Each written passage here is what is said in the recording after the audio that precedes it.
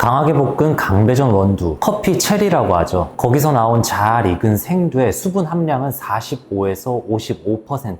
가공 과정을 거치면서 로스터리로 오는 생두들은 10에서 12%. 그리고 로스팅을 하면 진짜로 열을 가해서 굽는 거죠. 그렇게 원두의 수분 함량은 1에서 2%입니다. 강하게 볶은 원두일수록 더 많은 요소를 날려버립니다. 원두 안에 있는 산 중에 신맛, 그 향을 내는 성분들은 로스팅을 강하게 할수록 없어집니다. 그렇게 만들어진 강배전 원두는 사람들이 신맛이 없다, 쓴맛만 있다 라고 하지만 내가 추출을 하면 나는 그 신맛, 산미는 무엇일까요? 그리고 그에 대한 해결 방법들까지 알려드리겠습니다. 첫 번째 케이스는 추출이 터진 경우입니다. 터졌다는 표현은 제가 자체적으로 쓰는 말이고 보통은 채널링이 났다라고 표현합니다. 원두 가루들이 위에서 쏟아지는 물을 만나게 되고 커피 성분들을 끌고 내려오게 됩니다. 그런데 입자의 분포가 잘못돼서 혹은 미분이라는 알갱이들이 너무 많아서 곳곳에 끼어 있어서 물의 통과가 제대로 균일하게 이루어지지 않는 상태. 에스프레소가 끈적하기보다는 물 같은 커피가 나올 겁니다. 실제로 커피의 수치를 재봐도 수치값이 낮게 나오는 걸 볼 수 있습니다. 그러면 강배전 원두로 이렇게 묽게 추출됐다면 사람들이 말하는 다크 초콜릿 같다, 단맛과 바디감이 좋다라는 표현을 느낄 수는 없을 겁니다. 뭔가 밍숭맹숭하고 고소한 향은 조금 나는 것 같은데 커피 자체의 묽은 느낌, 그 느낌을 산미로 느낄 수도 있습니다. 채널링의 원인은 너무나도 다양합니다. 제가 추출 세팅을 봐드리며 제일 많이 만나는 케이스는 저가형 그라인더를 사용하는데 아무런 테크닉 없이 추출하는 경우들입니다. 제가 앞에 원두의 분포와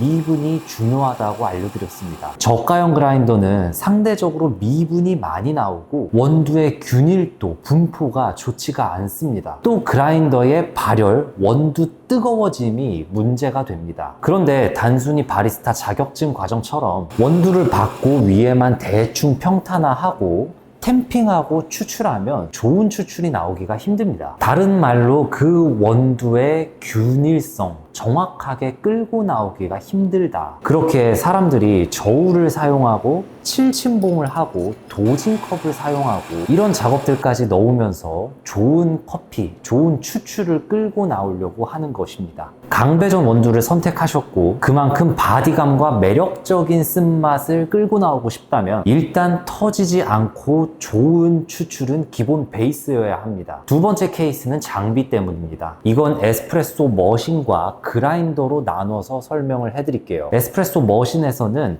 압력과 유량 그리고 추출 온도를 체크해 봐야 됩니다. 압력과 유량이 너무 세다면 추출은 부드럽게 적셔지면서 상승하는 게 아니고 강하게 커피퍽을 누르면서 추출의 상승 곡선은 급격하게 늘어날 것입니다. 추출 압력은 9바가 넘지 않는지, 유량값이 너무 콸콸 심하게 나오지는 않는지, 또 추출 온도가 너무 높다면 강배전 원두가 날카로운 쓴맛이 나올 수 있습니다. 맛이 날카롭다 보니까 이거를 산미라고 느끼시는 분들도 있고요. 내 커피 머신의 추출 온도가 98도, 100도 이렇게 높지는 않은지 간단하게 온도계라도 이렇게 꽂아서 한번 재보시면 좋겠습니다. 그라인더는 아까도 설명했었던 발열입니다. 내가 장사를 하면서 중간중간 원두 파우더들의 온도를 재보는 겁니다. 그렇게 파악하면서 이 정도면은 이 정도 열이 올라오는구나 체크해 봐야 됩니다. 저가형 그라인더들은 2번에서 3번 정도만 분쇄를 해도 열이 확 느는 걸 보실 수 있을 겁니다. 또는 장비의 맛 표현의 스타일이 내가 원하는 맛의 표현과 다른 방향일 수도 있습니다. 장비는 애초에 이 커피를 굉장히 깔끔하게 추출해주는, 묵직함보다는 향미가 좋게 추출해주는 장비인데 나는 반대로 임팩트 있고 센 커피를 좋아해. 이러면은 이제 조합이 좀 아니겠죠. 핸드드립에서도 내가 빠른 추출과 향, 클린함이 좋은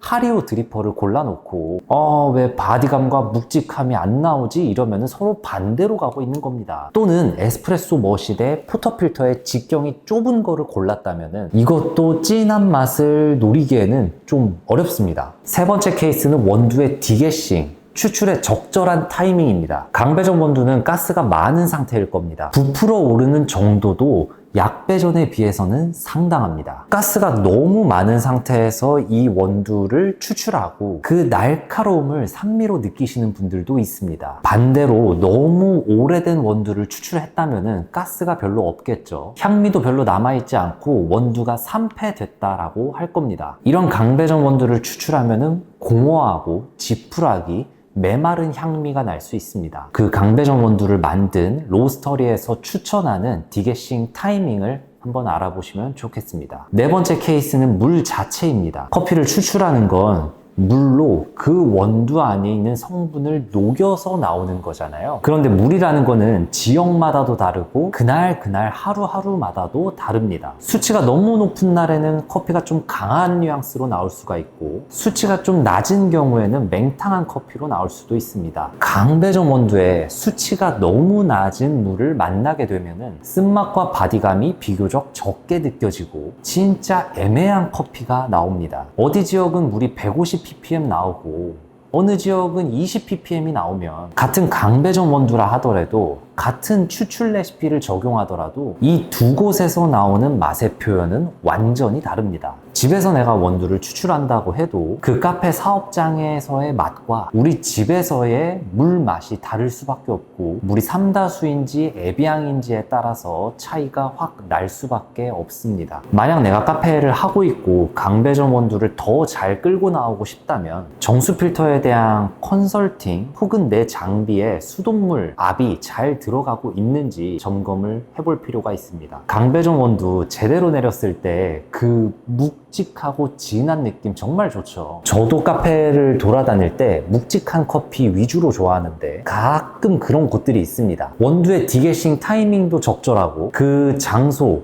추출수, 물의 값도 좋고 바리스타가 장비를 잘 이해하고 정확히 추출을 잘 잡아서 에스프레소를 내려줄 때 진짜 너무 좋아서 머리에서 막 터집니다. 근데 그 삼박자가 완벽하게 타이밍을 만나는 게 또 만들기도 참 어렵습니다. 저라고 100% 맞추기도 힘들고 최대한 가깝게 가려고 노력하는 것 같습니다. 잘 보셨다면 구독 한번 눌러주시고 제 개인 인스타도 팔로우 한번 해주시면 좋겠습니다. 여러분도 좋은 커피 만드셨으면 좋겠습니다. 그럼 봐주셔서 감사합니다.